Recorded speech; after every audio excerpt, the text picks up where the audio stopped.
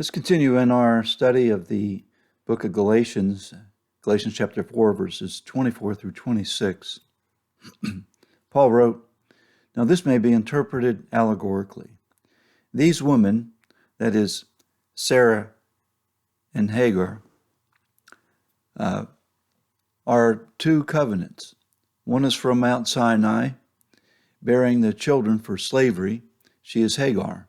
Now Hagar is Mount Sinai in Arabia. She corresponds to the present Jerusalem, for she is in slavery with her children. But the Jerusalem above is free, and she is our mother. When I served in the United States Army in Germany, my mother and sister came to visit my wife and me while we were stationed there. While they wanted to take a trip to visit some friends in Holland, so I packed up the VW Beetle and we headed out for a weekend trip. I plotted out the trip by setting up cities as waypoints and gave the atlas to my sister. One of the waypoints was a city in Germany called Münster. And from there we would head into Holland. It was a pretty direct trip. It seemed simple enough. However, after a while, it seemed like we were just driving way too long. Something was not right. So I stopped and looked at the map. To my dismay, there were two Münsters in Germany. One was the correct one, a large city, and the other was in the opposite direction, a small city towards the border of East Germany. It was not my sister's fault, as I was the one who pointed out the Münster on the map to her. Who would have thought, though, that there were two cities with the same name in such a relatively small country, at least relative to the United States? Well, this error added about 2 or 3 hours to our trip. In the previous post, we looked at Paul using an allegory to present his point regarding the blessings and freedom of the promise in contrast to the law. Now, normally in an allegory, it's a story that uses fictional characters presenting truths and concepts. However, here Paul used actual historical figures, Abraham's wife Sarah and his servant Hagar, in an allegorical way. Here he indicated that these two women represented two covenants. He indicated that Hagar, the slave woman, was from Mount Sinai, bearing children for slavery. And he went on to indicate that she was Mount Sinai in Arabia. This represented the Mosaic covenant under the law. Sarah represented the Abrahamic covenant. Remember that the Mosaic was a conditional covenant requiring ratification of two parties, God and Israel, and both had to maintain it. In contrast, the Abrahamic covenant was ratified unilaterally, that is, by only one party, the Lord God. Therefore, it's guaranteed to be fulfilled.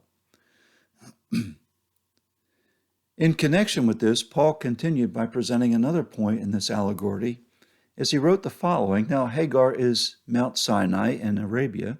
She corresponds to present Jerusalem, for she is in slavery with her children. But the Jerusalem above is free, and she is our mother. Here Paul presented two cities with the same name. One is the city of the earthly Jerusalem of his day. He refers to the present Jerusalem. In that time, Jerusalem was under Roman occupation.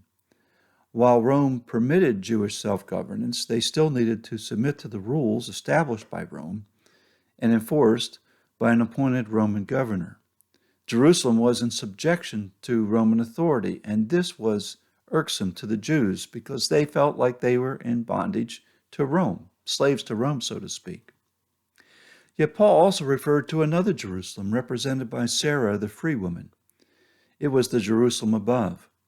It is a Jerusalem that was free.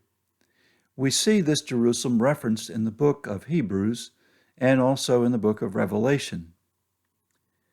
Let me read to you from Hebrews. It says, "But you have come to Mount Zion and to the city of the living God, the heavenly Jerusalem."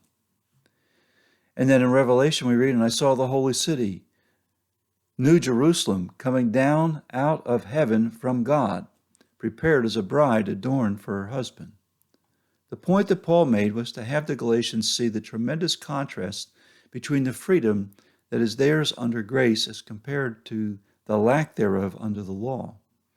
We who have been saved have a freedom. We have a blessing from God.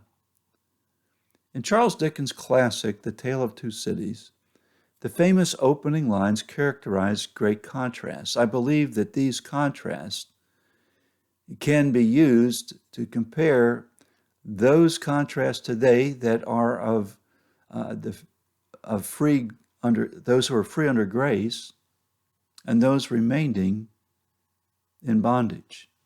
And let me read to you these and see if you don't see the parallel.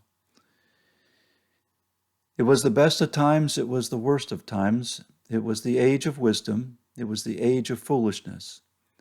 It was the epoch of belief, it was the epoch of incredulity. It was the season of light, it was the season of darkness. It was the spring of hope, it was the winter of despair. We had everything before us, we had nothing before us. We were all going direct to heaven, we were all going direct the other way. People throughout the ages fit into one of two conditions. They are either partakers of spiritual blessedness, that is freedom, or they are under the curse, which is bondage. There's no middle ground. It is one or the other. And we who believe are partakers of the promise, the blessedness of spiritual connection with God, that salvation that comes by grace through faith in Jesus Christ alone.